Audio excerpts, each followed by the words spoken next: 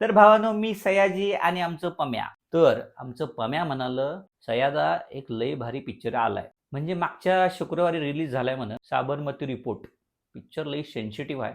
विषय पण सेन्सिटिव्ह आहे. गोधरा हत्याकांड त्याच्यावर पिक्चर आहे. तर तो आपला विक्रांत मेसी 10वी नापास म्हणजे तो 10वी फेल पिक्चरवाला.